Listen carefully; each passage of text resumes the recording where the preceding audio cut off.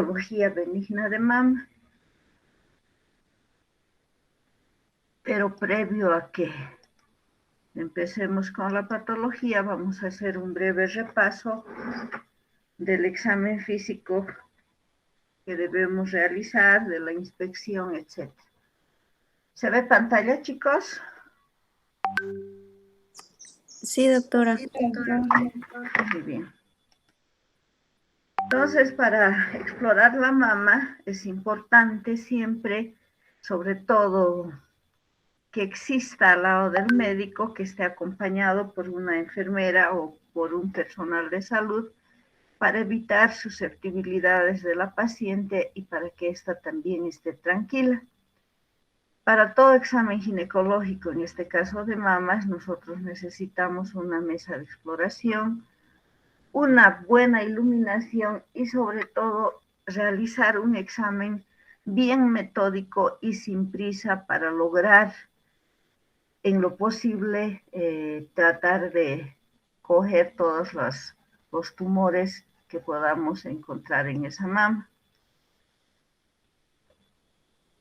La exploración de las mamas primero consiste en la inspección, donde nosotros debemos colocar a la paciente desnuda de la cintura hacia arriba, en lo posible, ¿no? Hay pacientes que solamente, como esta paciente, está cubierta por una bata, y colocar las manos sobre la nuca o sobre las caderas con el fin de que se contraigan los pectorales y la inspección sea buena. En la inspección, como ustedes saben, lo primero que vamos a revisar es la simetría de las mamas, si ambas son simétricas, el tamaño, y si con esta posición nosotros vamos a ver la presencia de un abultamiento o retracción que principalmente vamos a observar a nivel de los pezones. Vamos a ver las características de esa piel. Normalmente la piel es lisa, rosada. En problemas que nos orientan, por ejemplo, a un cáncer de mama, esa piel va a ser rugosa, apergaminada, como la piel de naranja, y en ocasiones este pezón también puede estar invertido o retraído, lo que nos habla ya o nos sugiere la posibilidad de un carcinoma. Las posiciones para la exploración de las mamas, ya hemos mencionado que puede estar con las manos en la cintura, las manos hacia atrás o extendidas. Principalmente estas posiciones las realizamos para que la paciente, o enseñamos para que la paciente se haga un autoexamen mamario, que es importante que se realice siempre por lo menos una vez cada 2-3 meses cuando se está duchando. Las anormalidades importantes, y hemos mencionado principalmente la inversión del pezón, que se conoce con el nombre de pezón umbilicado. En este caso, que veamos esta característica del pezón, es importante preguntar, interrogar si siempre tuvo esta característica su pezón. Entonces la paciente les dirá: doctora, siempre he tenido, a pesar de estar mi pezón hacia adentro, he amamantado a mis niños sin ningún problema. Entonces es una causa congénita que no nos tiene que alarmar. Pero si en caso el pezón hubiera sido normal, coniforme, y de pronto se hubiera vertido, entonces nosotros debemos ya pensar en una probabilidad de malignización, en una probabilidad de un cáncer. ¿Qué vamos a hacer en esos casos que esté vertido? Vamos a presionar ese pezón y vamos a tratar de sacar material para su estudio histopatológico. Más adelante vamos a ver los estudios.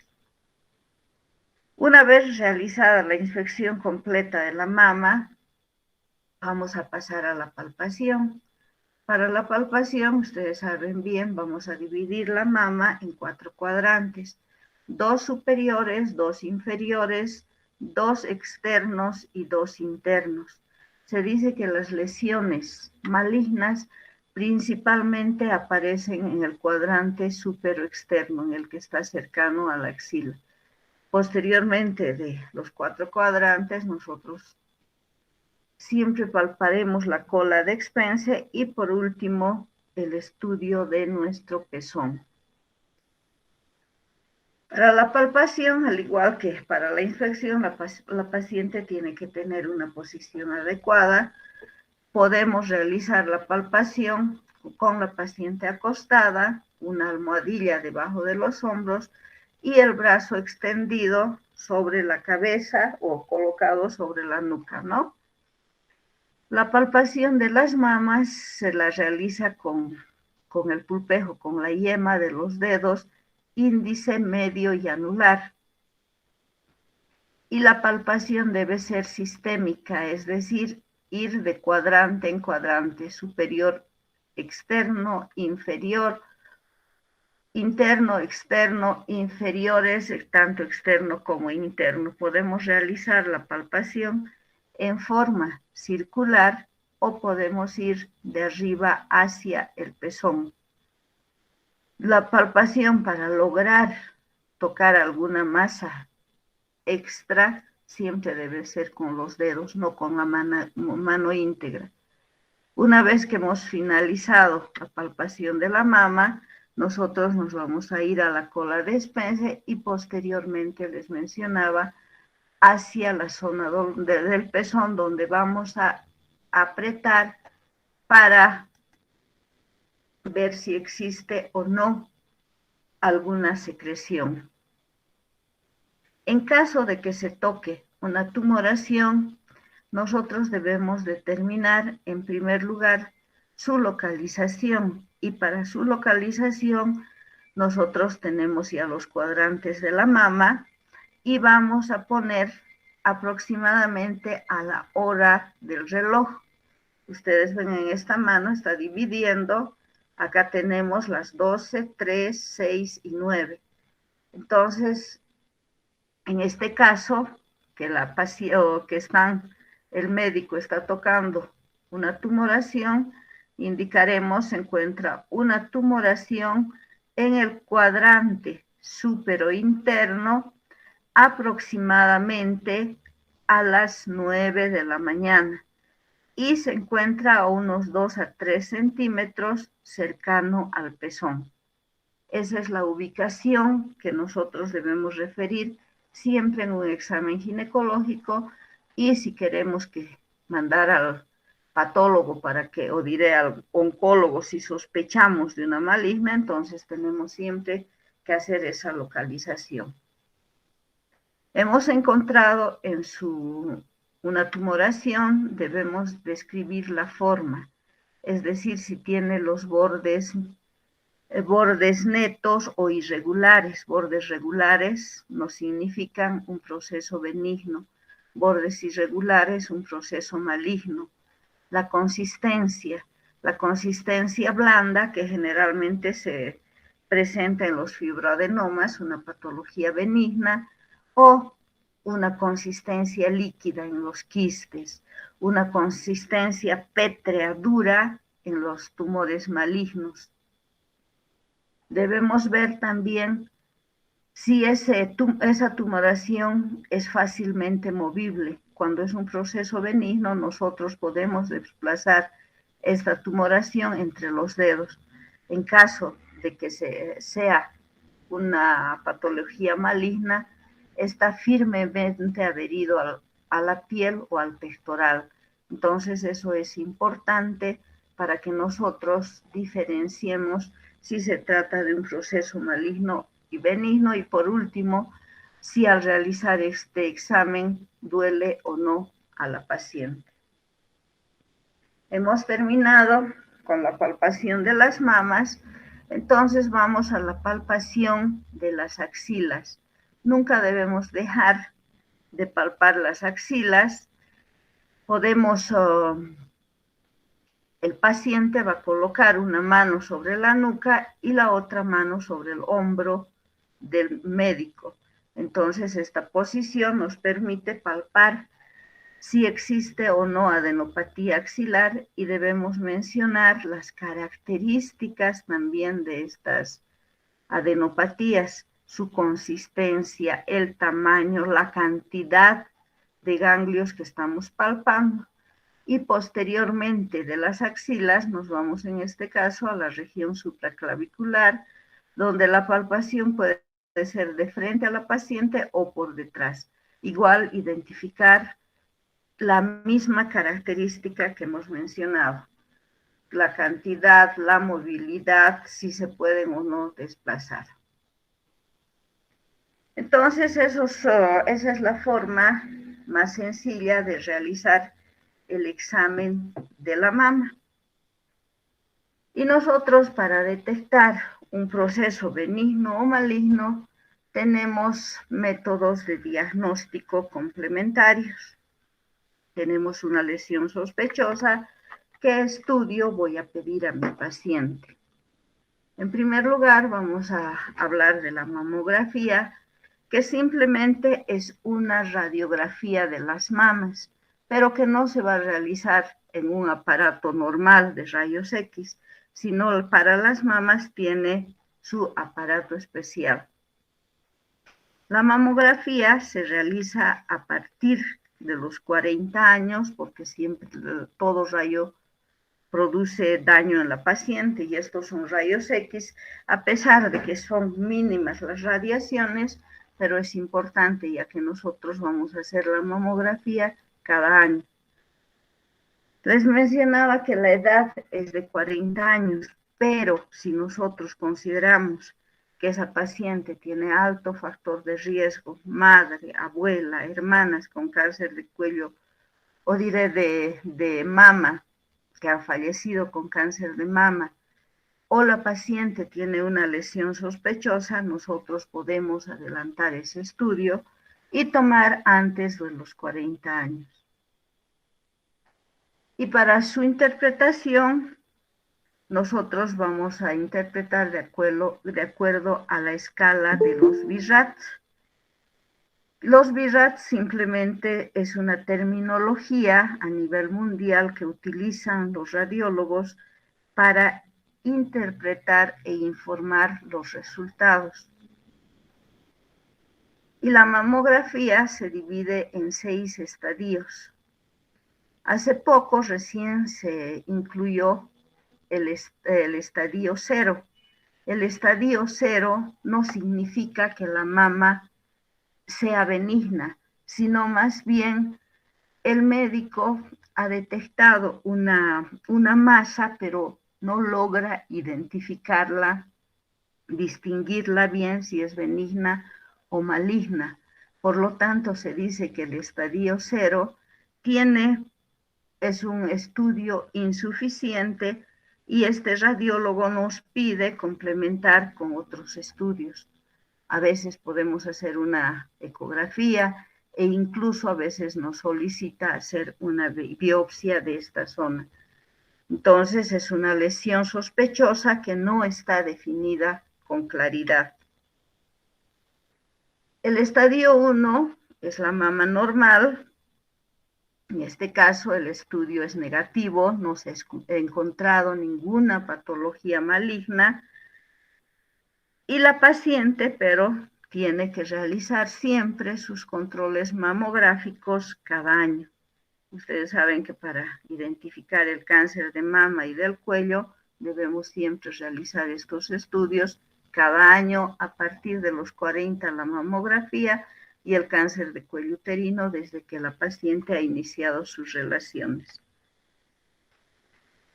En el BIRAT 2 también nosotros vamos a encontrar lesiones benignas. En este caso, generalmente nosotros vamos a encontrar los nódulos. Los nódulos que hemos visto las características de benignidad, que se mueven, se desplazan, tienen bordes regulares, etc. En este caso, nosotros debemos igual realizar los controles respectivos. Y se dice que estas lesiones benignas, tienen el 0% de probabilidad de que se conviertan en cáncer. En este estadio nosotros vamos a encontrar los fibroadenomas, los quistes de mama, incluso microcalcificaciones.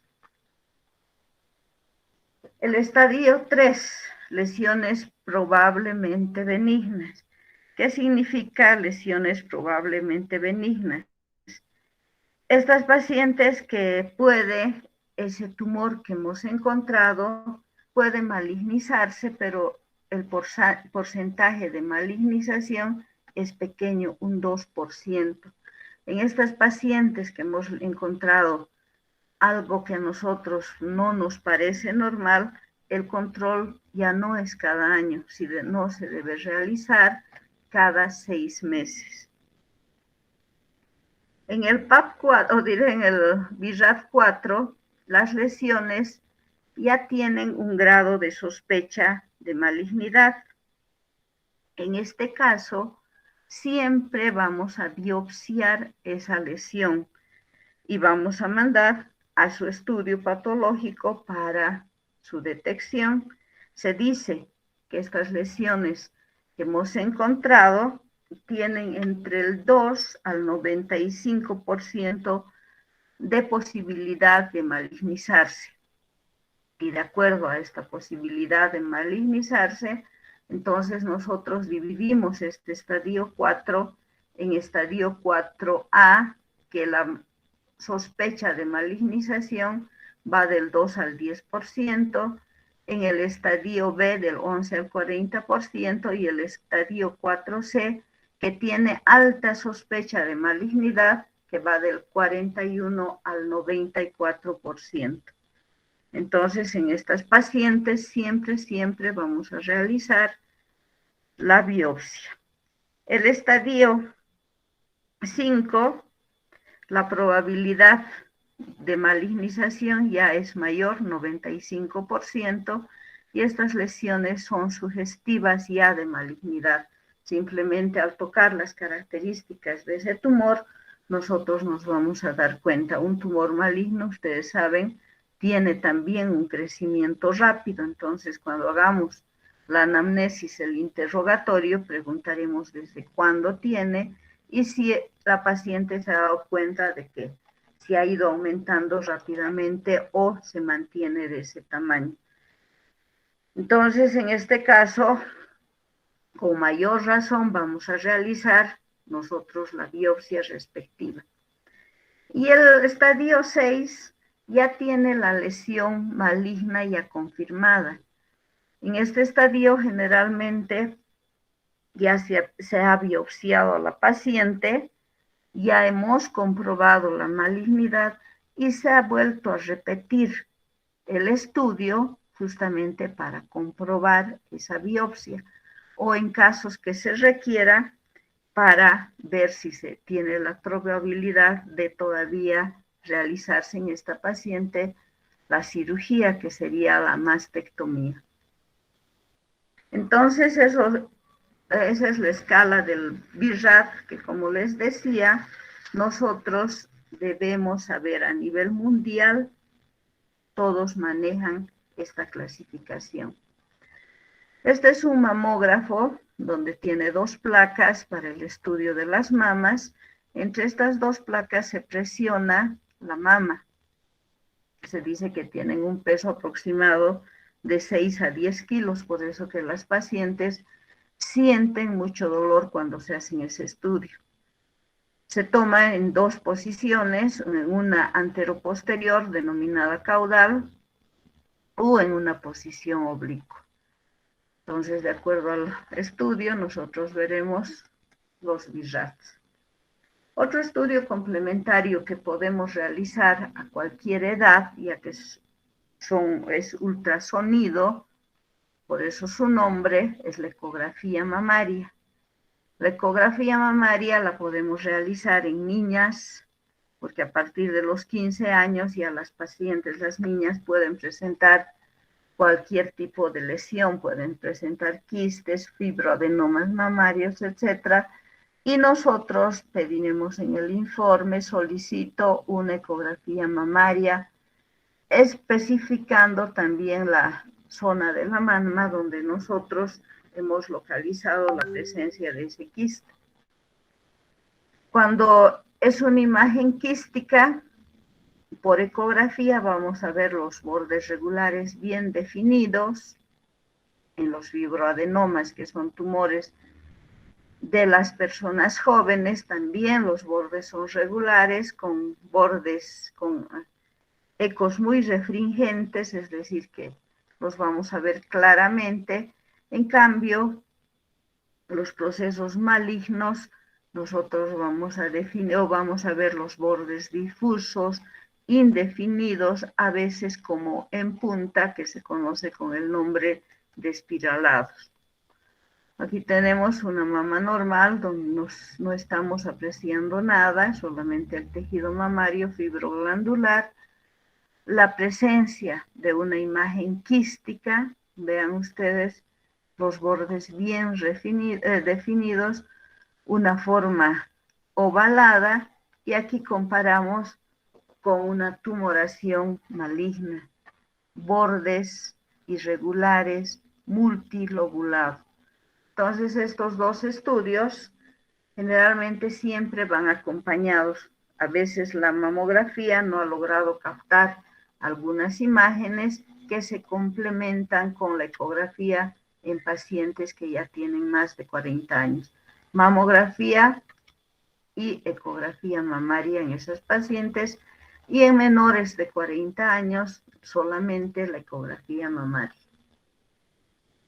Otro estudio que se va a realizar complementario en la mama es la citología para su tinción por Papa Nicolau. Generalmente nosotros vamos a tomar la muestra obtenida de cuando nosotros realizamos el examen mamario. Hemos dicho que al último siempre debemos apretar ese pezón para ver si no está eliminando ninguna sustancia. Entonces vamos a, si está, se produce o es el motivo de la consulta, tengo secreción por el pezón, tomaremos directamente del pezón o tomaremos con alguna aguja. Si no se puede tomar completamente, es mejor a través del pezón apretar y directamente a la placa. La fijamos al igual que en un Papa Nicolau y mandamos a su estudio citológico para ver si hay células atípicas. ¿Cómo voy a pedir? ¿Cómo voy a hacer mi informe? Solicito PAP de secreción del pezón o secreción mamaria. PAP. Y nuestro medio diagnóstico de elección es la biopsia. La biopsia, que es la extracción quirúrgica de un fragmento de la mama. Y dividimos la biopsia en excisional e incisional. Ustedes ya saben los términos, qué significa excisión y qué significa incisión. Excisional, biopsia excisional, consiste en extirpar el tumor completo más piel sana. E incisión es extirpar un pequeño fragmento. Una vez extirpado, entonces vamos a mandar a anatomía patológica para su respectiva identificación. Se puede realizar también la biopsia mediante la punción aspirativa con aguja fina. Actualmente este estudio ya está siendo un poco desechado porque la cantidad de tejido que se aspira es escaso y da mucho falso positivo o falso negativo. Entonces se prefiere incluso realizar la cirugía en vez de la punción aspirativa.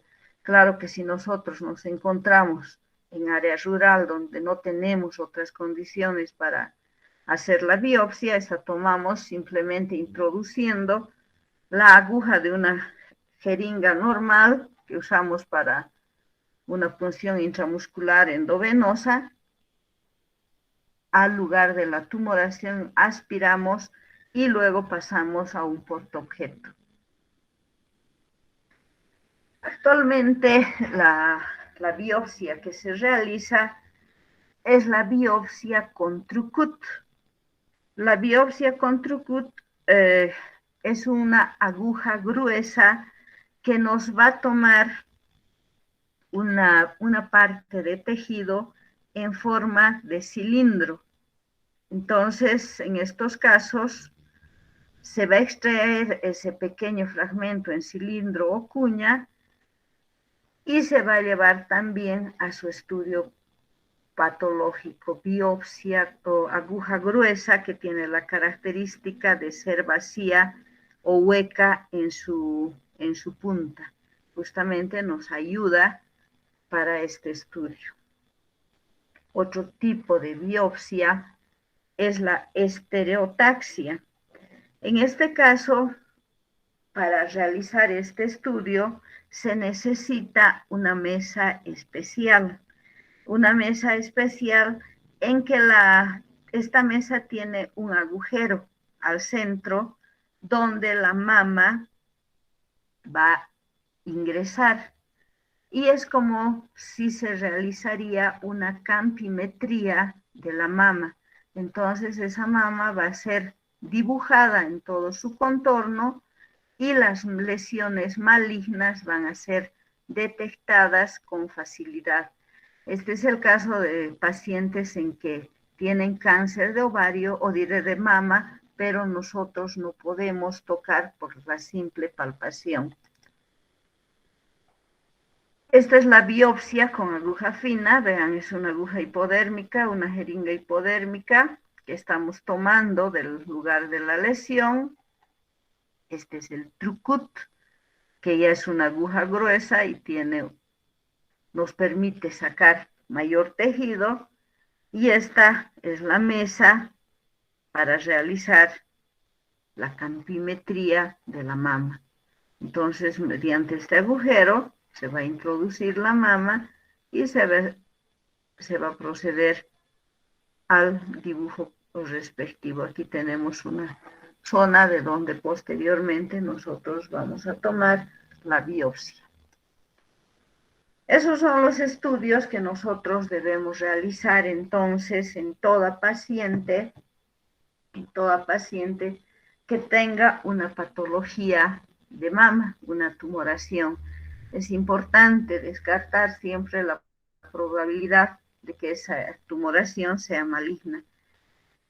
Es decir, la ecografía, que es la más sencilla, nunca debe faltar de nuestro estudio mamario. Entre la patología benigna de la mama, nosotros vamos a encontrar un síntoma muy importante, que es el dolor mamario, que se conoce con el nombre de mastalgia o mastodinia. Se dice que este síntoma, el dolor mamario, se va a presentar en el 90% de los casos en condiciones normales, pero también puede acompañar a procesos malignos. Y el dolor mamario puede aparecer de diferente forma. Puede aparecer en forma cíclica, es decir, acompañar al periodo menstrual. Un signo o un síntoma que aparece como anticipo a que va a aparecer la menstruación en algunas pacientes justamente es este dolor mamario que primeramente se caracteriza por una turgencia. También se presenta el dolor mamario en determinadas etapas fisiológicas de la vida de la mujer. Por ejemplo, cuando están creciendo los senos, siempre va a doler a las niñas en esta etapa. Entonces, ¿qué se llama cuando crecen los senos, chicos?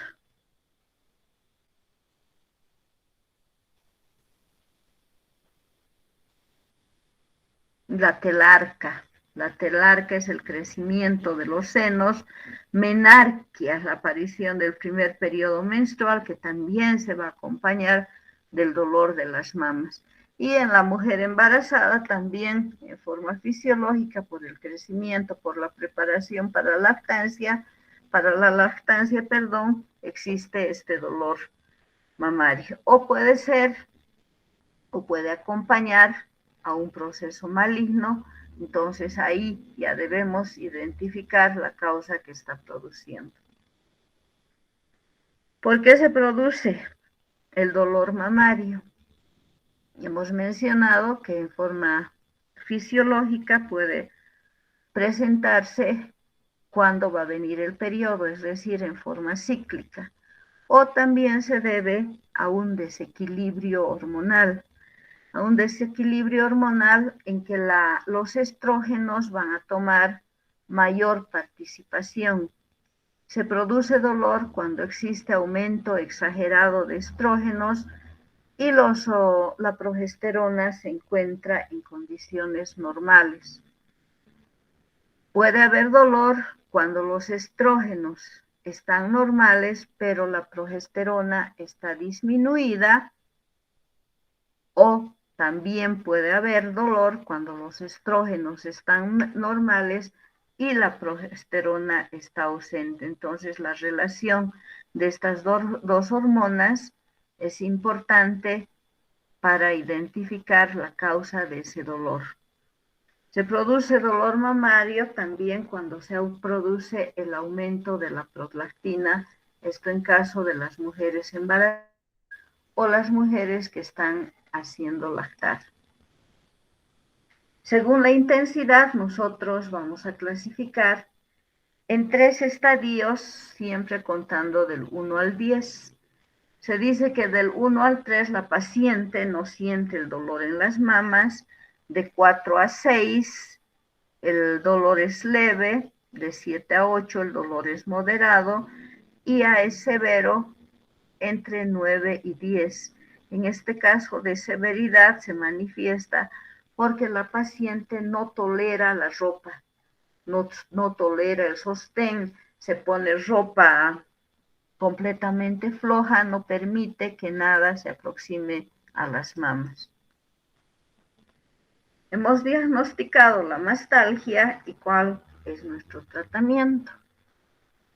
En los estadios leves, sobre todo en una mastalgia cíclica, nosotros vamos a utilizar cualquier tipo de analgésico.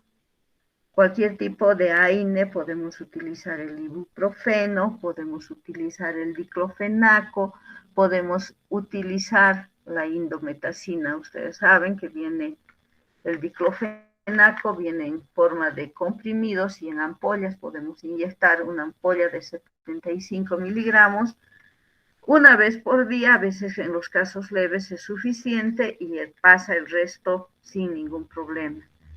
En pacientes que tienen el dolor ya bastante crónico, no es cíclico, se dice que es necesario en estas pacientes administrar la vitamina A y la vitamina E por el lapso aproximado de 3 meses. En casos en que la paciente esté muy ansiosa por el dolor que ya es bastante severo, podemos ayudar con ansiolíticos.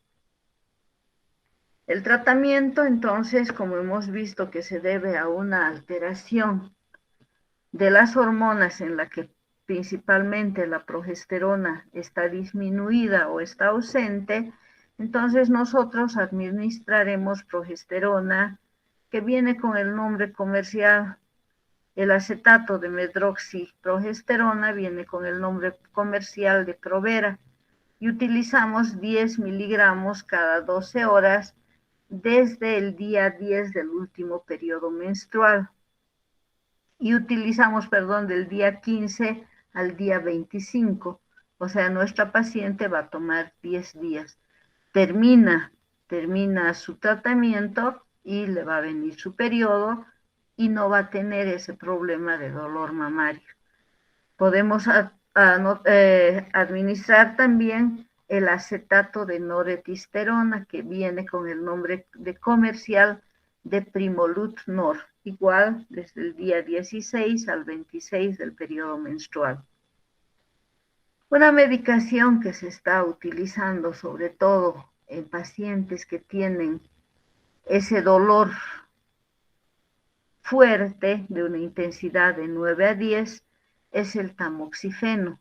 El tamoxifeno es un antiestrógeno, evita la secreción de los estrógenos, que este tamoxifeno se utiliza también en pacientes que tienen cáncer de mama.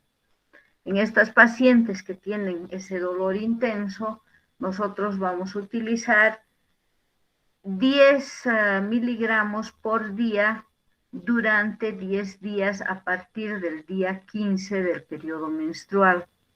Y vamos a utilizar este tratamiento, vamos a realizar por el espacio de 3 meses. Entonces, esto es todo lo que se refiere a la mastalgia. Y vamos a hablar ahora de los procesos inflamatorios que se producen a nivel de la mama. Y todo proceso inflamatorio recibe el nombre de mastitis. Las mastitis, de acuerdo al tiempo de su aparición, pueden ser agudas, pueden ser crónicas, pueden ser específicas o inespecíficas de acuerdo al germen que está provocando. Una mastitis bastante frecuente que se presenta sobre todo en la etapa de la lactancia o en la etapa del puerperio es la mastitis aguda piógena, conocida también porque justamente va a aparecer en esa época como mastitis puerperal. Se dice de todas las madres que se encuentran en esta etapa, aproximadamente esta infección se va a producir en el 5% de los casos. El agente etiológico principal es el estafilococo y el estafilococo aureus es el que más va a provocar esta mastitis puerperal. También se ha visto que puede como agente etiológico al estreptococo y al neumococo. ¿Cuáles son los factores para que se produzca esta infección de la mama lactante? Existen dos factores que no debemos dejar escapar y debemos siempre indicar a la paciente para evitar esta infección. Se va a presentar esta infección principalmente en madres primerizas, en las que no hacen lactar completamente la mama, no la vacían, y como consecuencia de eso, la leche se va reteniendo en la mama. Y posteriormente se va a producir un sobrecrecimiento bacteriano que nos va a dar justamente esta mastitis. La mujer, para evitar esta complicación de la mastitis, siempre debe hacer lactar mínimo 10 minutos de cada seno. Otra causa para que se produzca esta mastitis puerperal son las lesiones que se presentan a nivel del pezón, justamente también por una mala succión del niño. A veces por el dolor, la madre no encaja todo el pezón y solamente de la puntita. Entonces, a nivel del pezón se van a producir fisuras que a veces son sangrantes y el germen va a ingresar a través de la rinofaringe del lactante. Esta segunda causa generalmente ya se da en niños también que ya están recibiendo alimentación complementaria. También en este caso de que ya son niños que han pasado los 6 meses, es importante antes de que lacten limpiarles la boquita. O, como les decía, por las fisuras que se encuentran a nivel del pezón. En el caso de que se produzca un drenaje inadecuado de la leche, ¿qué va a pasar? la leche se queda en la mama, se produce una infección bacteriana, posteriormente se va a llevar a una obstrucción del conducto, el conducto se va a bloquear y nuestra mama va a llegar como último caso a abscedarse. ¿Cuál es la clínica que va a presentar de inicio? El aumento de volumen, consistencia y el dolor a nivel de la mama. Podemos ver enrojecimiento en el cuadrante en que no se ha vaciado completamente la leche y va a tomar ese lado de la mama un aspecto de color o de aspecto de piel de naranja. Va a estar rojo a través de la expresión de las mamas. A través del pezón va a salir una secreción purulenta mezclada con leche y vamos a tener las adenopatías axilares dolorosas. Los ganglios se van a infartar y a veces es la causa también por la que la mujer acude a la consulta. En caso de que la mastitis haya evolucionado y se presente un absceso de la glándula mamaria, entonces vamos a tener la tetrada de Celso. Una mama inicial en la fase congestiva, donde solamente vamos a ver el aumento de la mama y un enrojecimiento. La mastitis flemonosa, donde ya se va formando el absceso, ya vamos a encontrar pus en diferentes áreas y posteriormente ya la mama abscedada, es decir, el absceso localizado en cualquiera de los cuadrantes o a veces incluso puede tomar 2 o más cuadrantes. ¿Qué tratamiento vamos a realizar cuando tenemos estas pacientes con absceso mamario? En la primera etapa, donde solamente existe crecimiento, enrojecimiento, se aconseja a la mujer que debe seguir lactando el niño, ¿no? Entonces debemos decirle que vacíe completamente las mamas. Si el niño no puede succionar completamente, entonces se tiene que extraer toda la leche. Actualmente, ustedes saben, hay extractores mecánicos eléctricos que pueden sacar toda la leche de la mama. En esta etapa, aparte del vaciamiento, vamos a utilizar analgésicos y antiinflamatorios. Y hemos mencionado en la mastalgia, podemos utilizar los mismos. Y podemos utilizar también para evitar que nuestra mama se abscede, la cloxacilina, la cefalexina o la clindamicina. En estas pacientes que están con este problema, se aconseja realizar un vendaje compresivo de las mamas, una venda elástica y nosotros vendamos la mama. Si ha ido avanzando, ya vemos que el absceso se está formando, en este caso se suspende la lactancia y agregamos inhibidores de la lactancia, como son la bromocriptina o la carbegolina. La bromocriptina viene con el nombre de Criten y damos 2.5 miligramos cada 8 horas hasta que se suprima, hasta que desaparezca la leche. O podemos utilizar la carbegolina, un comprimido por día. Cuando ya el absceso está consolidado, ya se ha formado, entonces el tratamiento es quirúrgico. A veces las pacientes llegan en este estadio ya en la formación del absceso o cuando está, nosotros aquí tenemos un absceso ya formado, debemos ver las características. El tratamiento consiste en drenar este absceso.